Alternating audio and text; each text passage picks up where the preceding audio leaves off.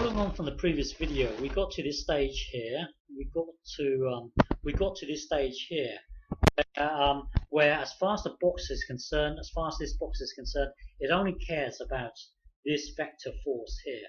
It doesn't care about the force that you're giving it. So we would project the vector u, the force that you're pulling. We would project it onto v.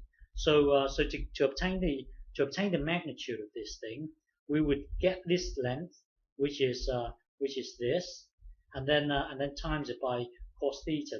So this would give us the magnitude, and this would give us the direction of v. So v is in this direction.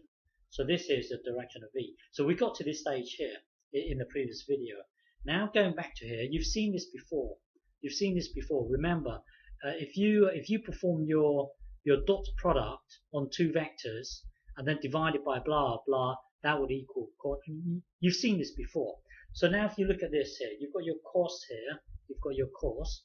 The only difference is that you've got your magnitude here. So looking at this, times both sides by the magnitude of u.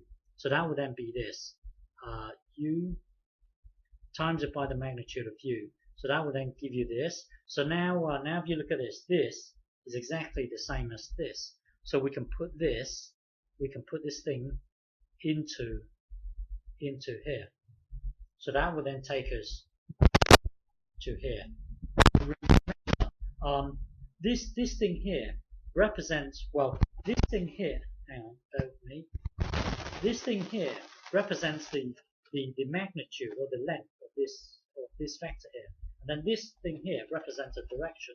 So combining the two would actually represent the vector that the box is interested in. Remember, the box only cares about this vector here. It doesn't care about this. We are only concerned about this vector here. So the box only cares about this vector here. Well, this whole thing here is this vector here. So this whole thing here is this vector here. Is this vector here, the vector that we're interested in. So from here, that will then take us to here. So now tidy this up. So magnitude times the magnitude, so it would be magnitude squared. So this whole thing here that the box is interested in, which is this one here. It doesn't actually care about the actual force you're giving it. It only cares about this vector here, and it's given by this nice neat thing here. Okay. So as a summary, the actual force you're pulling this box with, u, we don't really care about u. So we would project u onto v, and we would define v to suit our scenario. Our scenario is that the box is moving along the floor. So we're going to define v as being a vector that's moving along the floor. So we're not interested in u. We would project u onto v, and then so this whole thing here is this vector here. Is this vector here? Is this thing here? So this is what we're interested in. Most of the time, you will be given u, but then we are not interested in u, so we will project it onto v. And then what it's saying here is that this is a scalar. This thing here represents the strength of it represents a strength in which the box is interested in. It represents this strength here, the strength that is doing useful work to the box. You see, this thing here is wasted. The vertical lift is being wasted.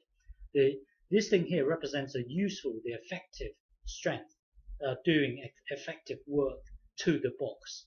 And then, so it represents the strength, the magnitude only. It doesn't represent the direction.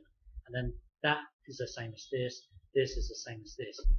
So the difference is that this whole thing here has the strength and the direction built in.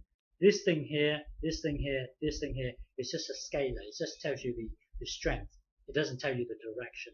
This thing here tells you the strength and direction. This is just strength, strength, strength. Okay?